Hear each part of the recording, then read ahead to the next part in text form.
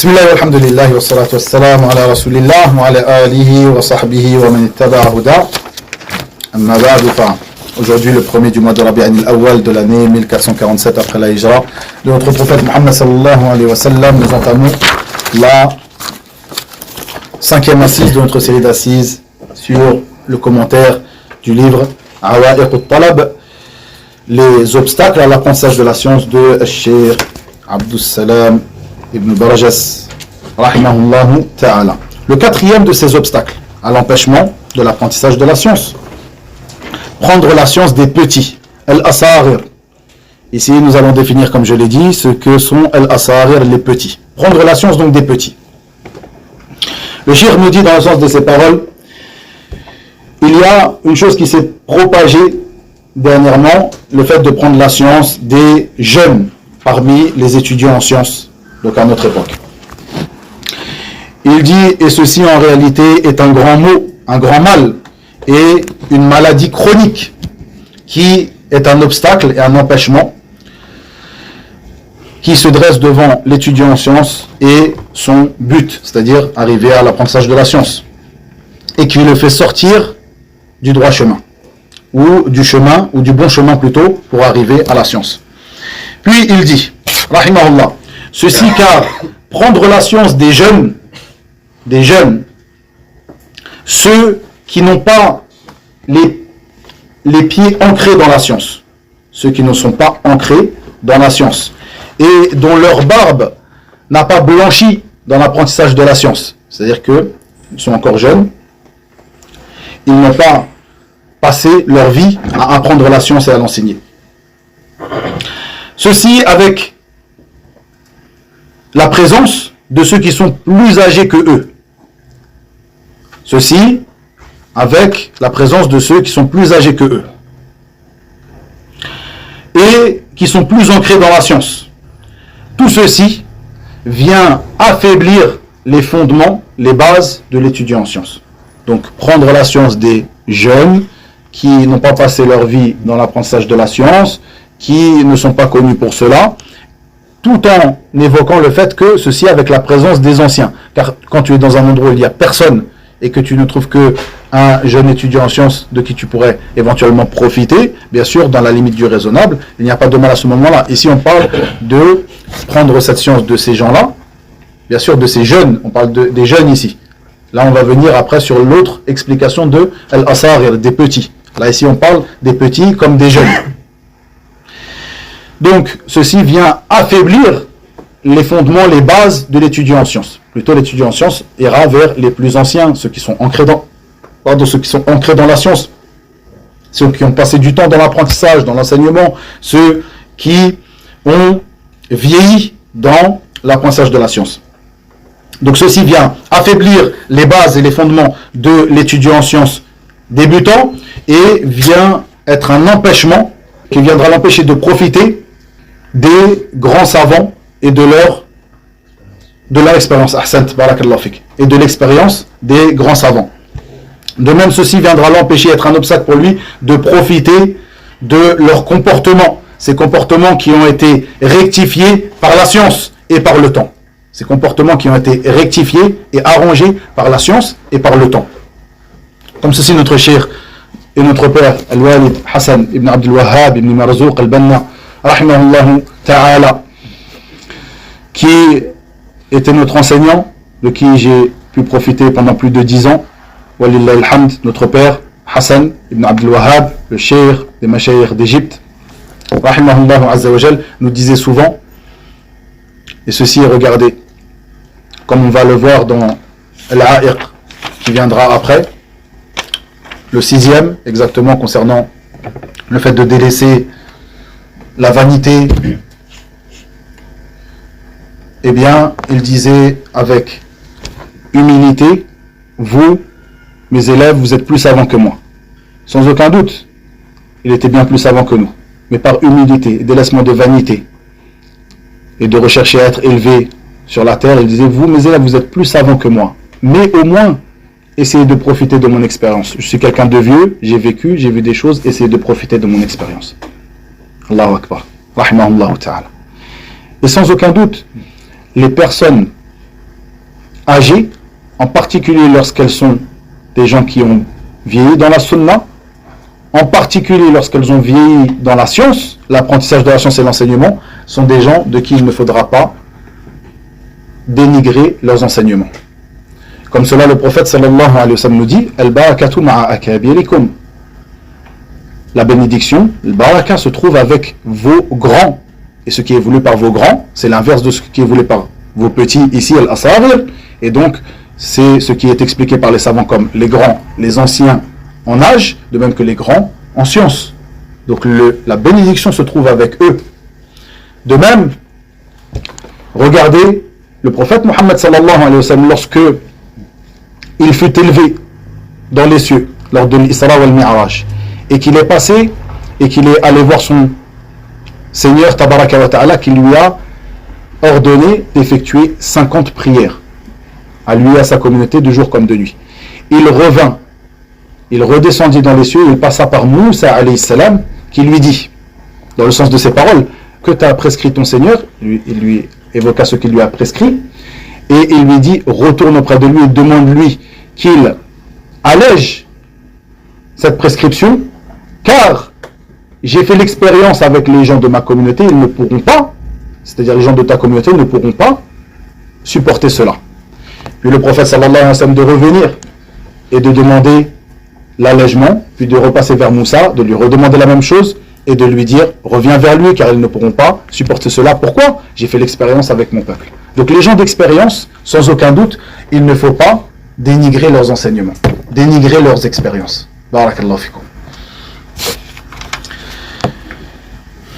Ici, le cheikh nous dit que, autre que cela, parmi les causes qui font que nous ne prenons pas cette science des jeunes lorsqu'il y a les anciens qui sont présents, ces causes qui ont été évoquées, et d'autres encore, ces causes vers lesquelles nous oriente le athar rapporté par Abdullah ibn Mas'ud, radiyallahu anhu, où il dit dans le sens de ses paroles: les gens ne cesseront d'être sur un bien ou de se porter bien du moment qu'ils prendront la science de leurs grands, de leurs akabir, leurs grands, et de leurs personnes qui sont sûres, al-umana, ceux qui sont sûrs, doués de confiance, et de leurs savants, de leurs grands, de leurs anciens, des personnes qui sont sûres, qui sont de confiance, et de leurs savants. Et lorsqu'ils prendront la science de leurs petits, al-asarir, ici as-sirar, et de leurs mauvaises personnes, les mauvais parmi eux, ils seront voués à la perdition. Et il est rapporté dans le hadith rapporté par Abu Umayya al-Jumahi, que le prophète sallallahu alayhi wa sallam a dit, dans le sens de ses paroles: parmi les signes de l'heure, que la science soit recherchée auprès de l'assarir, des petits. L'explication des petits, comme le cheikh va nous l'évoquer plus tard, l'explication des petits a été donnée par certains parmi les gens de science, al-asarir, comme étant les gens de la bid'a, comme il est rapporté de certains parmi les salaf, c'est-à-dire que l'asarir, ce sont les gens de l'innovation. Le mubtadi', il est sarir, il est petit, même s'il a beaucoup de science, même s'il est ancien, mais la bid'a l'a rendu petit. À l'inverse, ayyuhal ikhwa, tu es grand par ton suivi de la sunna. Tu fais partie de l'akabir par ton suivi et ton attachement à la sunna. Ne néglige pas cela. Tu fais partie, si on explique l'assarir comme étant les petits, si on explique l'assarir, les petits comme étant les gens de la bid'a, alors les gens de la sunna, ce sont eux les grands, par leur attachement à la sunna du prophète Mohammed sallallahu alayhi wa sallam, même si c'est un enfant de 10 ans, de 20 ans ou autre. Barakallahu fikum. Donc ne néglige pas cela. Ton suivi de la sunna, ton attachement à la sunna, ceci t'élève en degré. Ceci te rend parmi les grands, parmi les gens doués de raison, car tu as su faire la part des choses et suivre ce qui t'était ordonné. Donc, al-asarir ici, parmi les signes de l'heure, de prendre la science de al-asarir. Et donc al-asarir, il a été évoqué par les gens de science que al-asarir, ce sont les petits en âge, de même que les gens de la bid'a, qui sont al-asarir, comme ceci a été évoqué de certains parmi les salaf. Comme le dit Cheikh ici, les gens ont divergé sur l'explication de as-sirar, les petits. Ils ont rapporté plusieurs paroles, comme l'a évoqué Ibn Abd al-Barr dans Al-Jami', et l'imam Shatibi aussi dans l'I'tisam, et autres que eux, pardon. Puis il dit, Ibn Qutayba qui était appelé Khatibu Ahl Sunnah, c'est-à-dire l'orateur des gens de la Sunna, l'orateur, comme le dit Cheikh al-Islam Ibn Taymiyyah, l'orateur des gens de la Sunna, Khatibu Ahl Sunnah. Ibn Qutayba, rahimahullah, disait que as-sirar, les petits, ce sont les jeunes. Les jeunes. Et comme cela donc, il explique la parole d'Ibn Mas'ud que j'ai évoquée précédemment, par le fait qu'il a voulu que les gens ne cessent de bien se porter, d'être sur un bien, du moment que leurs savants, les gens qu'ils prennent à leur tête pour apprendre la science, sont leurs mashayir, c'est-à-dire ici le terme de mashayir, sont leurs anciens. Parce que lui, il a expliqué l'Asarir, Ibn Qutayba, comme étant les jeunes. Donc, il explique le Athar d'Abdullah ibn Mas'ud où il dit, dans le sens de ses paroles, les gens ne cesseront de bien se porter du moment qu'ils prendront la science de leurs anciens, de ceux qui sont sûrs, de confiance et de leurs savants. Et lorsqu'ils prendront la science de leurs petits, à ce moment-là, ils seront voués à la perdition. Du fait que Ibn Qutayba a expliqué l'Asarir comme étant les jeunes, il dit, donc nous expliquons la parole d'Ibn Mas'ud comme étant que les gens ne cesseront de bien se porter du moment que leurs savants, ceux qu'ils placeront à leur tête, de qui ils prendront la science, leurs savants seront leurs mashayikh, c'est-à-dire leurs anciens, et non des petits, des jeunes. Ayyuha al-ikhwa, de nos jours, nous, alhamdulillah, nous trouvons dans un grand bien d'étudier ces livres-là et de connaître cette vérité. De nos jours, combien de gens à l'extérieur, combien de gens ne font pas attention à cela, combien de gens ne comprennent pas ces choses-là. Et sans aucun doute, pour ceux qui connaissent ce qui se passe sur les réseaux sociaux et autres, savent de quoi je parle. Combien de gens prennent à leur tête des personnes, des jeunes qui viennent à peine de commencer l'étude de la science et qui, comme je le dis, si vous vous rappelez, comme l'a évoqué Cheikh Rabia dans cette muhadara, dans ce cours qui a été retranscrit à l'écrit, où il parle de l'empêchement, l'obstacle à l'apprentissage de la science, qui est le fait de prendre des jeunes et aussi que les jeunes se mettent en avant. Le simple fait, ici on parle du fait que tu prennes la science des jeunes, ceci est un obstacle pour toi, pour arriver à ton but. C'est-à-dire qu'il se dressera entre toi et ton but, c'est-à-dire d'apprendre la science religieuse. Mais aussi le simple fait que les jeunes se mettent en avant et prennent cette place d'enseignant, ceci aussi est un obstacle à l'arrivée à la science. C'est-à-dire que ces personnes-là se dressent en obstacle entre toi et ton but qui est la science religieuse. Combien de nos jours tu vois sur les réseaux sociaux, YouTube et autres, combien de personnes tu les vois, ce sont des jeunes, des enfants. Il a appris 2-3 ans, peut-être que quelqu'un a une bonne pensée de lui et a dit de lui que, alhamdulillah, c'est quelqu'un qui a un petit peu appris, alhamdulillah. Mais regardez, nous avons les athar de salaf. Apprenez votre religion du Coran et de la Sunna, comme nous le disons, selon la voie et la compréhension des pieux prédécesseurs. Nous avons ces paroles des savants qui commentent les paroles du prophète sallallahu alayhi wa sallam, les athar de salaf. Ne te fais pas berner par une personne peut-être qui aurait étudié chez telle personne, qui aurait dit la baisse, c'est quelqu'un de bien, de fiable, alhamdulillah. Non, c'est une bonne chose si quelqu'un atteste que c'est quelqu'un de fiable, mais il reste toutes ces choses-là aussi, toutes ces conditions qu'on a déjà évoquées pour qu'une personne soit réellement un éducateur. Car en réalité, celui qui enseigne aux gens a ce rôle d'éducateur. Comment une personne de 20 ans va éduquer quelqu'un de 60 ans? Avec quelle expérience? Quelqu'un qui a étudié 2-3 ans, qui est encore un débutant, comme on l'a vu dans le cours précédent. Et comme je l'ai dit, ça n'est pas estimé en temps, sans aucun doute. Mais une personne qui a étudié 20 ans n'est pas comme une personne qui a étudié 3 ans. Personne ne diverge sur cette question-là. Quoi qu'il en soit, comment cette personne-là aura cette expérience de la vie, cette expérience de la prédication, cette expérience de l'apprentissage, de l'enseignement, pour se mettre à cette classe-là? À chaque fois qu'il y a une affaire, il va parler sur les sujets religieux, les gens vont le suivre. Et parfois, certains d'entre nous, malheureusement, qui acquiescent lorsque je lis ces paroles, qui disent ça, c'est vrai. Mais au moment de la pratique, un tel ou un tel, nous allons le suivre, nous allons prendre de lui, etc., ou nous faire leurrer par telle et telle chose qui sont mises en avant. Faites bien attention, soyez minutieux. Je l'ai répété à plusieurs reprises, comme le disait l'imam Shafi'i, rahimahullah ta'ala, man ta'allama ilman falyudaqiq fihi. Celui qui apprend une science, qu'il soit minutieux dans l'apprentissage de cette science. Lorsque tu fais quelque chose, sois minutieux dans cela. Ne te contente pas de dire Inna hadha al-ilma din, fanzuru amman ta'khuduna dinakum. Inna hadha al-ilm lahmuka wa damuk. Cette science est ta chair et ton sang, regarde donc de qui tu l'apprends. Tu le répètes, mais au moment de passer à la pratique, oui, c'est quelqu'un qui a étudié là, qui fait ça, etc. etc. Nous avons ces choses-là, ce grand bien dans lequel nous sommes ici. Alhamdulillah, dans cette assise. Bifadlillahi azza wa jal. Pas une assise sur des réseaux alhamdulillah, qui sont profitables, où il y a tant et tant de personnes, je ne sais pas. Ici, alhamdulillah, on sait que les frères qui sont là, ils sont venus apprendre un bien, chercher un bien. Faites attention à ces sujets-là, barakallahu fikum. Donc, Ibn Qutayba qui dit, les gens ne cesseront d'être dans le bien du moment qu'ils prendront et qu'ils mettront en tant que savants à la tête de ces derniers pour apprendre la science, leurs mashayikh, c'est-à-dire leurs anciens, et que leurs savants ne soient pas les jeunes. Car le shir, pourquoi? Il dit ici, Ibn Qutayba, il évoque plusieurs sujets qui sont importants, plusieurs causes qui font que nous ne prenons pas cette science donc des petits, des jeunes. Ici, lorsque nous définissons Al-Asarir par les jeunes, comme je l'ai dit, donc Al-Asarir, ici on l'a défini par les jeunes de la bid'a, de même que par les petits en science, ceux qui ont un peu de bagage dans la science. Ces trois choses-là, qui définissent Al-Asarir, dont il nous est interdit de prendre la science.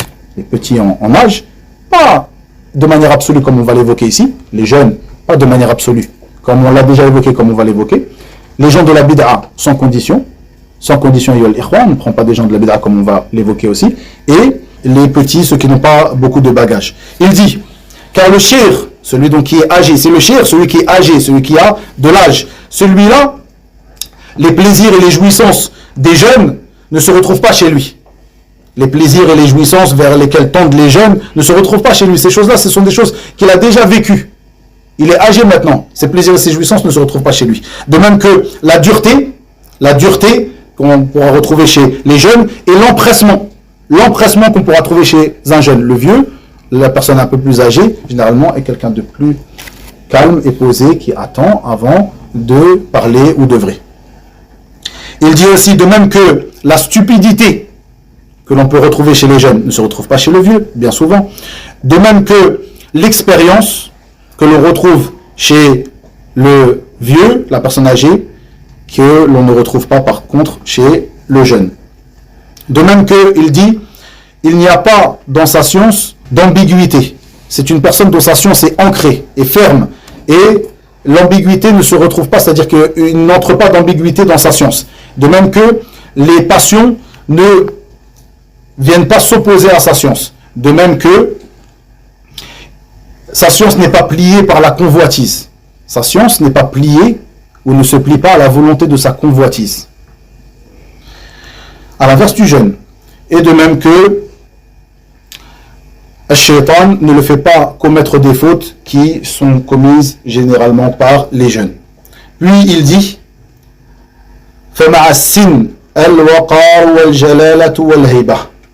et donc avec l'âge, il y a la prestance et le sérieux, la grandeur et la majestuosité, de même que le charisme. À l'inverse de la personne qui est jeune, et comme il le dit ici Ibn Qutayba, le jeune, lorsque l'une de ces choses qu'on ne retrouve pas chez le vieux se retrouve chez lui, eh bien, lorsque l'une de ces choses-là se retrouve chez lui et qu'il donne un avis religieux, à ce moment-là, il sera voué à la perdition et il vouera les autres à la perdition avec lui. C'est-à-dire que sa science ne sera pas pure, sa science sera entachée de ces choses qui ne se retrouvent pas chez le vieux et qui se retrouvent généralement chez le jeune. Un exemple, par exemple, lorsqu'il dit que le vieux, sa science n'est pas pliée par la convoitise, à l'inverse du jeune, bien souvent, c'est-à-dire la convoitise par exemple des biens de ce bas monde. Lorsque cette convoitise rentrera chez le jeune, chose qui ne se retrouve pas chez le vieux par exemple, eh bien, il pourra donner un avis religieux en fonction de la convoitise qu'il aura de la personne qui lui demande de l'avis religieux, de ce qu'il a entre ses mains ou d'un bien qu'il pourrait lui donner. Donc il va donner un avis religieux selon cette convoitise et sa science sera pliée par cette convoitise. Elle sera guidée, entre guillemets, ou égarée plutôt, par cette convoitise. À l'inverse du vieux, qui lui n'a pas toutes ses passions et toutes ses envies que l'on peut retrouver chez un jeune. Pour résumer, de même, Cheikh rapporta plusieurs paroles des gens de science, comme il est rapporté par Ibn Abd al-Barr de Omar ibn al-Khattab anhu, qui a dit dans le sens de ces paroles: j'ai certes su lorsque les gens seront droits et rectifiés, et lorsqu'ils seront, à l'inverse de cela, voués à une certaine perdition et à leur perte. Il dit, lorsque le fiqh, c'est-à-dire la compréhension ou la science, viendra de eux, de leurs jeunes, à ce moment-là, les plus vieux trouveront difficile d'apprendre la science des jeunes. Et lorsque la science vient des anciens, à ce moment-là, les plus jeunes suivront les vieux. Et les deux seront guidés. C'est-à-dire qu'une des autres causes, comme le dit le cheikh ici, qui est évoqué ici par Ibn Abd al-Barr, sur le Omar ibn al-Khattab, le fait que nous prenons la science des anciens et non des jeunes, le fait que lorsque c'est le jeune qui va parler, qui va apprendre la religion, qui va enseigner la religion, le vieux qui est en face de lui trouvera difficile d'apprendre la science de ce jeune-là. Alors que lorsque ce serait une personne âgée, plus âgée, qui enseignera la religion, le jeune ne trouvera pas cela difficile d'apprendre de cette personne qui est son père, qui est son grand frère, qui est son père, qui est son oncle. Donc à ce moment-là, la science sera apprise et les deux, le jeune et le vieux, seront guidés. Ceci est une autre cause. Il dit aussi, il a rapporté d'Ibn Abd al-Barr aussi, selon Abu al-Ahwas, selon Abdallah ibn Mas'ud aussi, qui dit: vous ne cesserez d'être sur un bien du moment que la science se trouvera auprès de vos anciens. Et lorsque la science se trouvera auprès de vos jeunes, eh bien à ce moment-là, le vieux trouvera le jeune insolent. Le vieux trouvera le jeune insolent.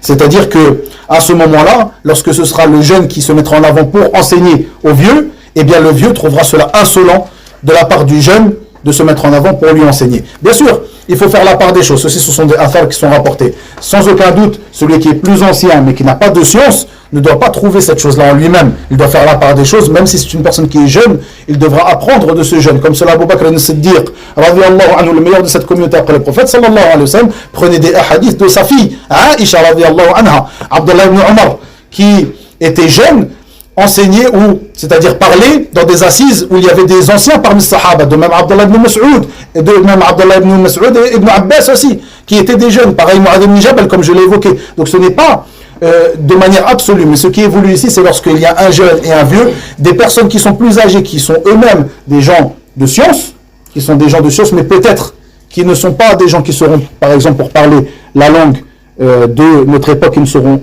peut-être pas médiatisés ou mis en avant comme des plus jeunes. Eh bien ces personnes-là, à ce moment-là, qu'est-ce qu'il te convient de faire? De partir vers les vieux, de prendre les jeunes qui sont médiatisés, alors que les deux sont des personnes qui ont étudié. Et bien souvent, celui qui est plus âgé a étudié bien plus longtemps et bien plus ancré, comme vous l'avez entendu, que celui qui est jeune, qui a le début de la vingtaine et autres. Et comme vous allez l'entendre ici, beaucoup parmi les muhaddithoun estimaient qu'il n'est pas permis à une personne de rapporter le hadith avant ses 40 ans. Ceci était la voix de certains parmi les savants de As-Salaf. Bien sûr, le cheikh nous dit que l'appellation Saghir, petit, est une appellation générale qui englobe celui qui est petit de manière concrète et abstraite. C'est-à-dire celui qui est petit de manière concrète, c'est-à-dire petit en âge, et de manière abstraite, petit par le fait que c'est quelqu'un parmi les gens de la bid'a, que la bid'a et son manque de suivi de la sunna l'a rabaissé, l'a rapetissé, de même petit par le peu de bagage scientifique. Donc de manière concrète et de manière abstraite, cette parole Saghir l'englobe. Puis, le cheikh de nous dire que ce jugement n'est pas absolu. À propos de tous ceux, ici il parle à propos de tous ceux qui sont petits en âge, car ce jugement sans aucun doute est absolu lorsqu'on parle des gens de la bid'a, de l'innovation.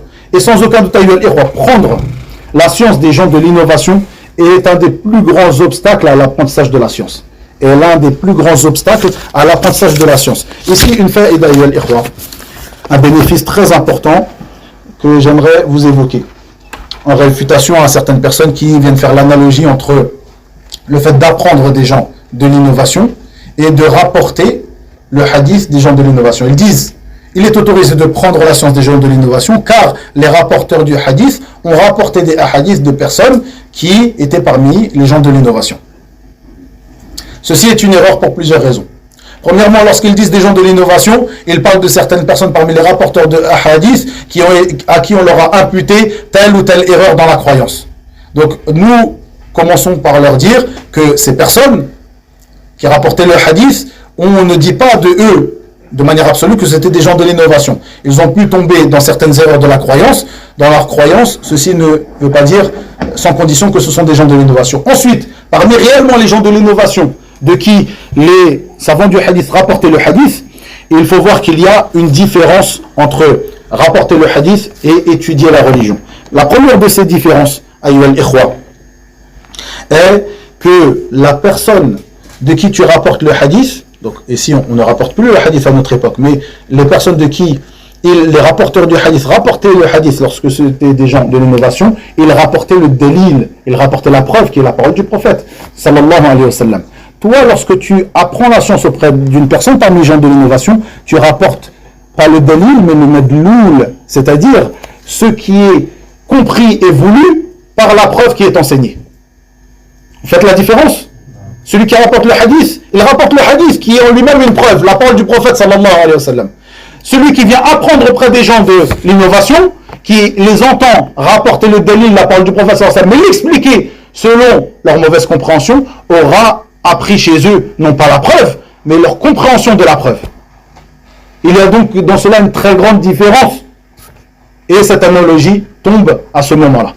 Une deuxième de ces différences est que, sans aucun doute, dans le fait de rapporter le hadith des gens de l'innovation à cette époque-là, il y avait le fait qu'ils étaient infaillibles dans les hadiths qu'ils rapportaient. Pourquoi infaillibles? Car les gens de al-jarh wa al-ta'dil, les savants du hadith, savaient faire la part des choses entre les hadiths qui étaient bons et ceux qui ne l'étaient pas. C'est-à-dire qu'un hadith qui aurait été rapporté des gens de l'innovation, dans lequel il aurait changé une lettre ou une parole ou même une haraka, les gens du hadith, les savants de ilm al-jarh wa al-ta'dil, les savants du hadith auraient réfuté cette personne-là, aurait dit non, ce hadith n'est pas bon. À ce moment-là, il y a eu une chose qui a été changée, ce hadith donc n'est pas valide. Donc il y a cette infaillibilité qui se trouvait à l'époque où les gens rapportaient le hadith, même s'ils le rapportaient les gens de l'innovation. À l'inverse de notre époque, où trouvera-t-on cette infaillibilité? Une personne qui vient s'asseoir auprès des gens de la bid'a, qui peut lui rapporter un hadith qui est inventé, innové, comme c'est bien le cas chez ces gens-là, et prendre ce hadith comme preuve pour expliquer une croyance erronée. Où est-ce que tu trouveras, vers qui tu reviendras si tu prends déjà la science de cette personne-là, vers qui tu trouveras la personne qui va corriger ce mauvais rapport ou cette preuve qui aura été rapportée, qui ne sera pas une preuve en réalité. La troisième de ces choses-là, il y avait un bénéfice et un profit que tiraient les gens du hadith à rapporter des hadiths des gens de l'innovation, car ils trouvaient ces hadiths chez des gens de l'innovation uniquement à cette époque-là. C'est-à-dire que ces gens de l'innovation l'avaient rapporté bien sûr des gens de la sunna, puisque à la base les hadiths venaient des sahaba, qui sans aucun doute il n'y avait pas de personnes de l'innovation parmi eux, donc les gens qui ont rapporté les hadiths de eux, peut-être certains d'entre eux sont tombés dans des innovations, ou d'autres qui sont venus après eux qui sont tombés dans des innovations. Donc dans tous les cas, à un moment, il s'est trouvé où certains hadiths ne se trouvaient que chez certaines personnes qui avaient l'habitude de voir tel et tel avis religieux dans la croyance, qui fait que ces gens-là étaient des gens de l'innovation. Si les rapporteurs du hadith avaient délaissé le fait de rapporter les hadiths de ces gens-là, il y aurait beaucoup de hadiths qui n'auraient pas été rapportés.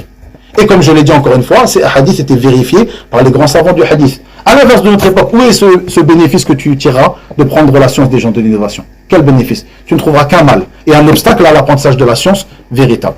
Ces 3 points, écrivez-les et apprenez-les, barakallahu fikum, afin de réfuter ces personnes qui te disent oui, mais les gens, les rapporteurs du hadith ont rapporté des gens de la bid'a. Comment tu nous dis que c'est interdit d'assister chez un tel ou un tel parce que c'est un ash'ari, parce que c'est un khariji et autres. Vous voyez, ici, leur argumentaire tombe. Le cheikh nous dit que ce jugement, le fait qu'il n'est pas autorisé de prendre ou qu'on ne prend pas des jeunes, n'est pas absolu. Il dit, en effet, certains parmi les compagnons et ceux qui les ont suivis dans le bien ont donné des avis religieux, de même qu'ils ont enseigné alors qu'ils étaient jeunes. Et aussi, dans des assises où se trouvaient des grands parmi les compagnons. Puis le shir de nous dire, sauf que ceci est rare. Sauf que ceci est rare. Donc il nous dit que ce jugement n'est pas absolu, mais c'est quelque chose qui est rare. Et parmi les personnes qui sont rares, qui ont été comme cela à notre époque, Cheikh Abd Salam ibn Barjas, rahimahullah ta'ala, qui est mort à 35 ans. Il est mort à 35 ans. Et regardez tout ce qu'il a laissé derrière lui. Combien d'ouvrages, combien de cours. Il faisait partie des savants déjà à son âge à 35 ans. Allahu Akbar. Il parle de cela et lui il fait partie de ces exceptions. De même, Cheikh Hafid Hakami, que vous connaissez, qui lui-même est mort à 34 ans. Et autre que cela, parmi cela aussi, Al-Hafid al-Nawawi, qui est mort aussi jeune. Parmi cela, avant tout, Mu'adh ibn Jabal, A'lamun nasi bil halali wal haram, parmi les Sahaba, qui est mort jeune. Il est dit qu'il est mort à 33 ans, 34 ans, 38 ans. Al-Muhim, il est mort avant ses 40 ans. Et il était comme là, décrit le prophète sallallahu alayhi wa sallam, le plus savant du halal et du haram. Allahu Akbar. Donc ceci est une exception sans aucun doute. Il y a des exceptions. Donc on ne peut pas dire de manière absolue, cette personne-là, à moins de 40 ans, tu ne prends pas la science de lui. Non, ce n'est pas comme ça. Mais j'ai évoqué donc ce qu'a dit le cheikh ici. Je pense que c'est apparu clairement pour beaucoup d'entre vous. De même, comme je l'ai dit, il est rapporté de plusieurs parmi les gens du hadith, comme le rapporte Ar-Ramah Al-Mouzi dans son livre Al-Muhaddith Al-Fasil, où il évoque le sous-chapitre de ce qui est rapporté concernant les caractéristiques de l'étudiant du hadith et à partir de quand il pourra rapporter le hadith. Il est rapporté de certains parmi as-salaf qu'ils disaient Ar-riwaya min al-ishrin wad-dirayatu min al-arba'in, c'est-à-dire rapporter le hadith, c'est-à-dire apprendre le hadith, le mémoriser, et par analogie la science de manière générale, l'apprendre, le mémoriser à 20 ans. Ça se fait à 20 ans, donc dans la jeunesse. Et ad-diraya, c'est-à-dire l'apprentissage du sens de ces hadiths, et donc après cela, l'enseignement, le fait de rapporter ces hadiths après al-arba'in, après 40 ans. Ceci est rapporté de plusieurs parmi les salafs qui mettaient en avant que on ne prend pas d'une personne avant qu'il ait atteint ses 40 ans. Car à ses 40 ans, la personne atteint cette maturité qui, comme l'a évoqué certains savants pour appuyer cette parole de certains muhaddithoun, ils ont dit que le prophète Mohammed sallallahu alayhi wa sallam a été envoyé à ses 40 ans. Pourquoi? Il a été envoyé car Allah azza wa jalla a choisi cet âge, car c'est l'âge où la personne atteint sa pleine maturité, à 40 ans. Barakallahu fikum. Comme cela, il est rapporté de certains parmi les savants du hadith, comme par exemple le Hajjaj ibn Arta'ah, prononcé Arta'ah, avec une hamza sur l'alif, que vous ne trouvez pas ici, peut-être dans le livre que vous avez devant vous. Il disait, rahimahullah, à cette époque, donc ceux de qui il a appris la science, qu'il détestait rapporter le hadith, donc apprendre la science, auprès d'une personne dont on ne voit pas de poils blancs dans sa barbe. Donc, une jeune personne.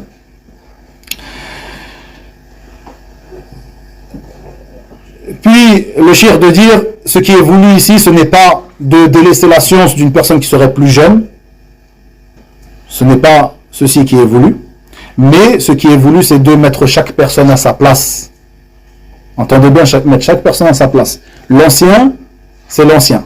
Le jeune, c'est le jeune. Et parmi les grands bienfaits sur toi, al-akh, al-mubarak, c'est que tu as été guidé vers une personne plus âgée que toi, plus expérimentée que toi, vers qui tu peux revenir pour lui demander des conseils.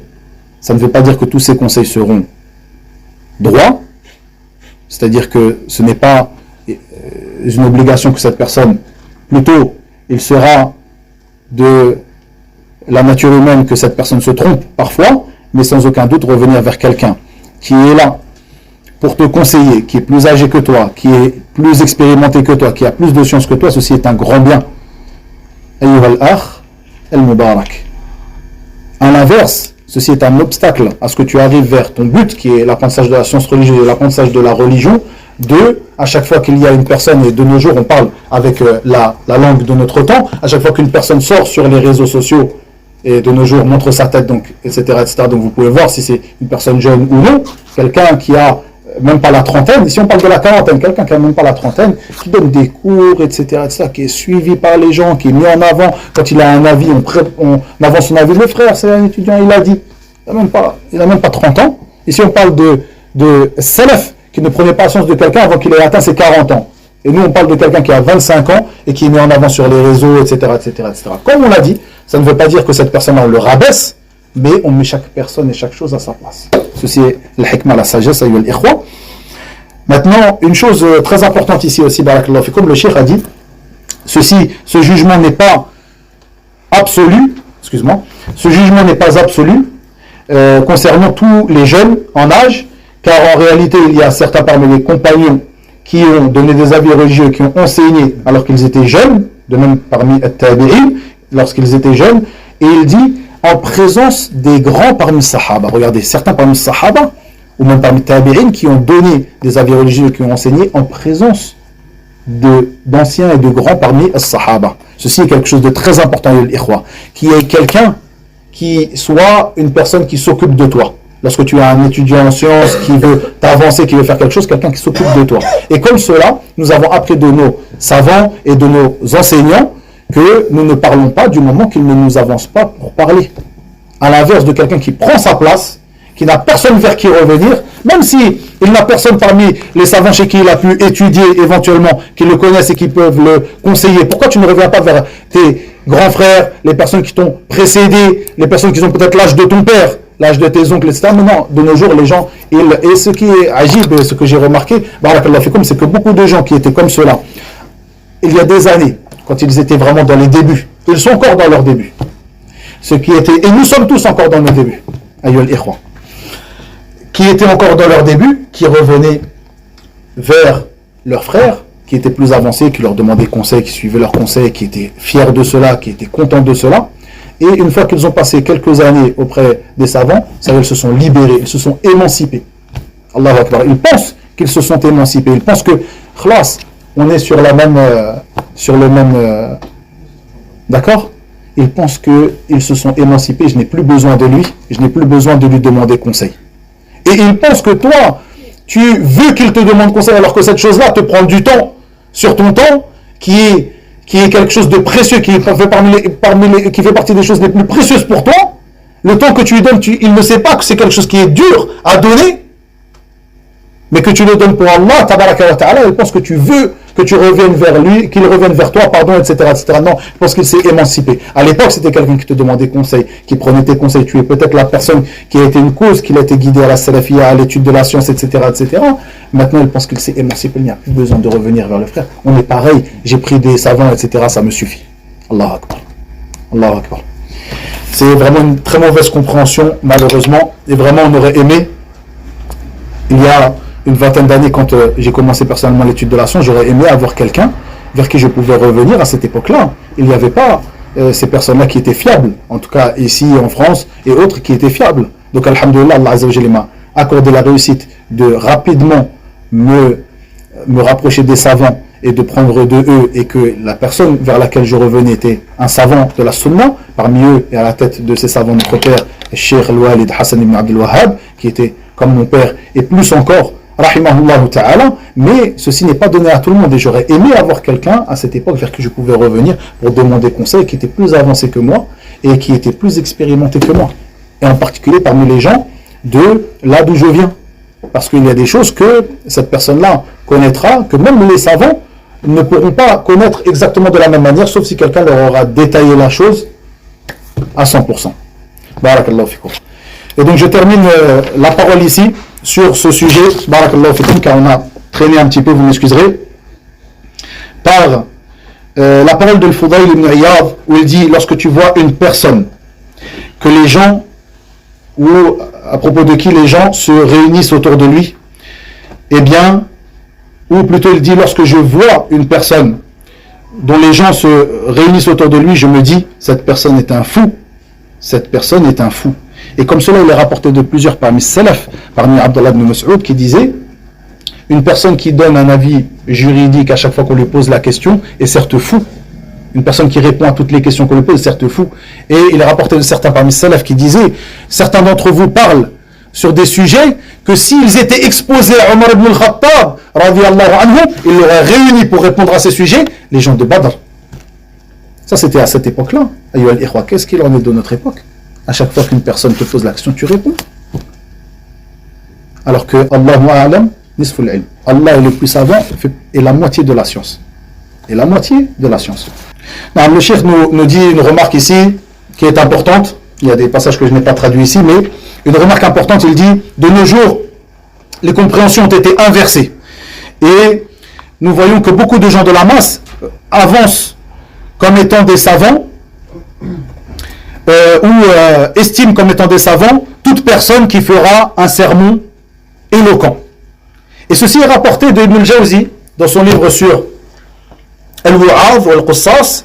Il dit, ceci est rapporté de Suyuti dans son livre justement aussi sur Al-Wa'adh ou Al-Qussas, car Ibn al-Jawzi, lui, dans son livre, met en avant justement le bienfait de Al-Wa'adh ou Al-Qussas, malgré certaines remarques qu'il fait. À l'inverse, Suyuti met en avant que ces personnes-là, bien souvent, sont des gens sur lesquels Salaf mettait en garde. Il dit que les gens de la masse, dans ce livre, il dit, dans le sens des paroles, les gens de la masse estiment toute personne qui monte sur le minbar et fait une exhortation éloquente comme étant un savant. Ceci était à son époque, Suyuti est mort en 911 de l'Hégire. Qu'en est-il de nos jours? Toute personne qui va monter sur le minbar, ce sera le savant, l'imam vers qui on va revenir pour toutes les affaires de notre religion.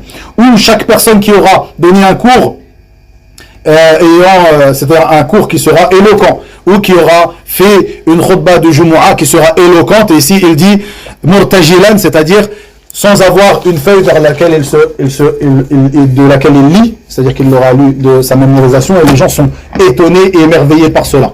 Allahu Akbar. C'est-à-dire que le facteur qui fait que les gens estiment une personne comme étant quelqu'un de savant, quelqu'un de bien, quelqu'un d'avancé, est telle ou telle chose qui ne sont pas les facteurs qui étaient déterminés par les gens de science précédemment. Et je terminerai simplement en disant que Al-Asarir ayyuha al-ikhwa, Al-Asarir ayyuha al-ikhwa, les petits parmi les gens de l'innovation et ceux qui ont peu de bagages sont ceux-là même qui sont évoqués dans certains hadiths où le prophète sallallahu alayhi wa sallam les appelle Ar-Ruwaybidah, en parlant de la fin des temps. Il dit qu'à la fin des temps, parleront dans les affaires de la communauté Ar-Ruwaybidah. Et lorsqu'on lui posa la question, qu'est-ce que Ruwaybidah ya Rasulallah, il dit, dans le sens de ses paroles, la personne insipide qui parle dans les affaires de la communauté. Et la personne insipide, ça veut dire une personne qui n'a pas d'intérêt. Il n'a aucun intérêt. C'est quelqu'un vers qui tu ne jetterais même pas un regard. À la base, quelqu'un de peu d'intérêt, qui n'a pas de science, qui n'est pas élevé socialement, quelqu'un d'insipide, vers qui tu ne jetterais même pas un regard. Et cette personne-là, c'est elle qui parle dans les affaires de la masse des musulmans. Et en plus de cela, elle est suivie, comme il est venu dans le hadith d'Abdullah ibn Amr ibn al-As, sur le fait que Allah Azza wa Jal ne prend pas la science en l'enlevant des poitrines des gens, mais il prend la science, ou il enlève la science de cette terre par la mort des savants, jusqu'à ce que des gens prennent à leur tête des ignorants. Il leur demande le fatwa, l'avis religieux, il leur donne le fatwa. Ils s'égarent et ils égarent avec eux. De même, il est rapporté dans certains hadiths que Ar-Ruwaybidah, c'est Al-Fuwaysir, c'est-à-dire le petit pervers. Donc la personne insipide, le petit pervers, une personne qui est quelqu'un de vil, quelqu'un qui n'a pas de science et quelqu'un qui n'a pas de piété. Et c'est lui qui parle sur les affaires de la religion, les affaires qui touchent l'ensemble de la communauté qui est suivie pour cela. De même, il est rapporté dans plusieurs hadiths que l'heure ne se lèvera pas jusqu'à ce que la personne la plus heureuse dans ce bas monde soit Luka' ibn Luka'. Luka' ibn Luka', c'est une personne pareille insipide, mais c'est celle qui est la plus heureuse dans cette vie d'ici-bas, et c'est celle qui contrôle les affaires mondaines des gens. Quelle est cette personne? Luka' ibn Luka', une personne vile et insipide, une personne qui n'a pas de rang social, qui n'a pas de science, mais c'est elle qui contrôle les affaires mondaines des gens. Ceci à la fin des temps. Et donc ce sont bien eux, Al-Asarir, Ar-Ruwaybidah, As-Sa'afiqa, comme il est rapporté de plusieurs parmi salaf, ces personnes insipides qui n'ont pas de science, qui rentrent dans le marché de la science sans avoir de capital. Qu'est-ce qu'il va acheter s'il n'a pas de capital? Barakallahu fikum. Et donc, ceci nous montre que à la fin des temps, les compréhensions des gens seront inversées. Les compréhensions des gens seront autres que celles qui étaient à l'époque de Salaf, mais sans aucun doute, c'est une partie de cela, nous le voyons à notre époque. Nous le voyons à notre époque, faites bien attention à cela, ceci est un grand obstacle à l'apprentissage de la science, prendre la science des petits, selon tout ce que implique le terme petit, de même que les petits se mettent en avant, ceci est aussi un conseil pour toi, étudiant en sciences, qui est sur une bonne voie, de faire attention de ne pas te mettre en avant pour enseigner avant d'avoir atteint un certain degré de science. Et après avoir demandé aux gens de science à propos de cela, après avoir demandé aux gens autour de toi de rectitude et d'expérience. وإلى هنا وبالله التوفيق وصلى الله وسلم وبارك على نبينا محمد والحمد لله رب العالمين.